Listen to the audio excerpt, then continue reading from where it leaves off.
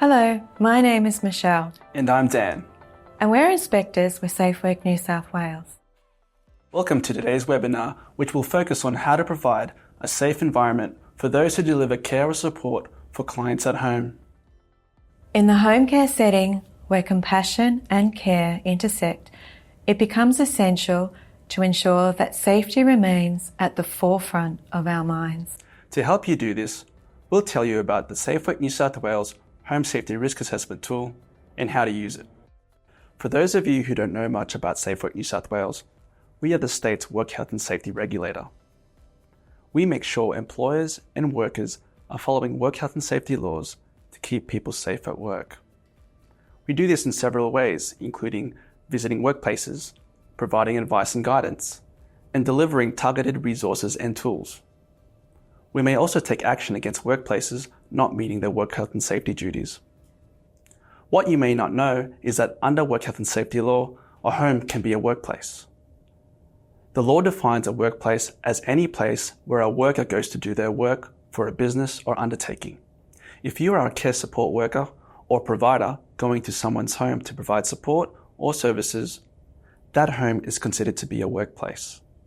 Most participants in the National Disability Insurance Scheme, or people with My Aged Care packages, aren't aware their home is considered to be a workplace under work health and safety law.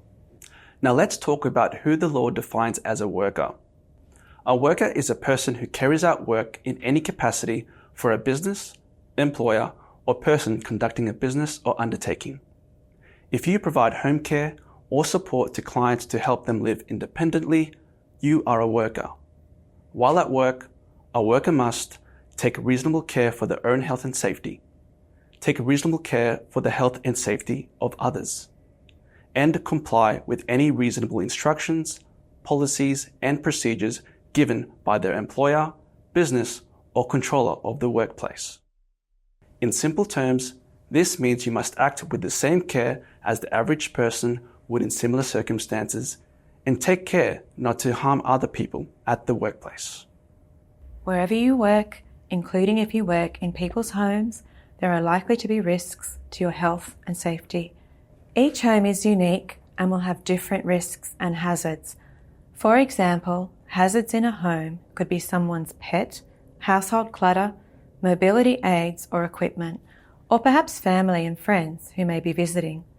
Work health and safety law says that the person conducting an undertaking, which in this case is the person receiving care, must try and remove hazards like these from the workplace. If they can't, they must take reasonable steps to minimize the risk of injury and manage that risk on an ongoing basis. Risk management is not something you do once.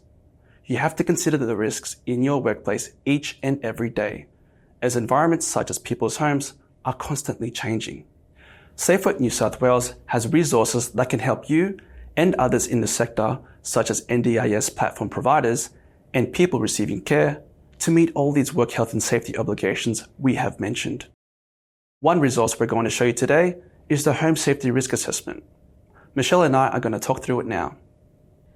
So Dan, what is the Home Safety Risk Assessment? The Home Safety Risk Assessment is a practical tool to help you, as a worker providing care within a home setting, identify and fix potential safety issues in and around the home. Essentially, it's a simple checklist that guides you through what health and safety hazards to look out for within the home environment. And Dan, who can use the checklist? Well, the checklist is designed for workers who provide home care services or those who support people within a home setting. And Dan, can you tell us, when does the checklist need to be completed? The Home Safety Risk Assessment should be completed before you start work, if things change, and at least once a year. And why should people providing home care to a client use it? The aim of the risk assessment is to protect both you and the person you are caring for from health and safety risks. Working in homes can have hidden dangers from the tasks themselves or the home environment, such as poor lighting and uneven flooring. Even visitors or pets could create risks to health and safety. This risk assessment helps you spot these potential dangers and take steps to fix them. And can you tell us, Dan, how should workers use the checklist? Absolutely. Well, firstly, it's important for you to go through the checklist with the person receiving care or the representative.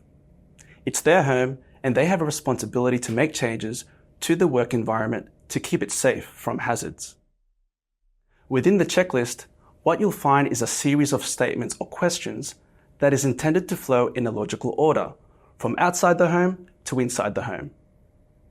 The questions focus on common hazards in the home environment, but these should also be adapted to reflect the particular home you are working in.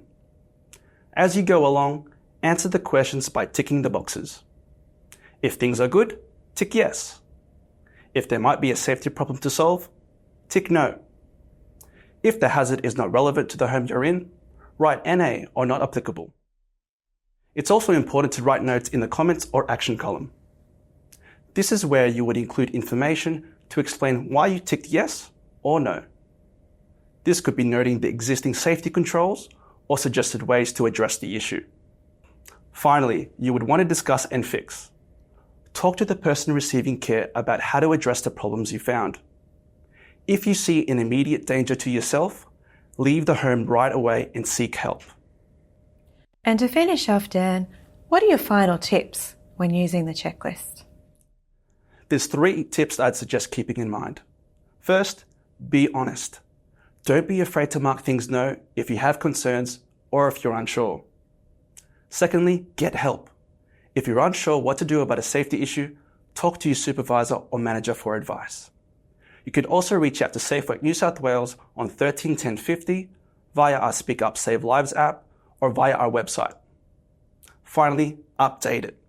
Remember to revisit the risk assessment when things change, such as when the home environment changes or the work you are doing changes. Otherwise, make sure you update it at least once a year. That brings us to the end of our discussion of the Home Safety Risk Assessment. We encourage you to share this webinar with others who may benefit from this information. For other resources relevant to your industry, go to safework.nsw.gov.au.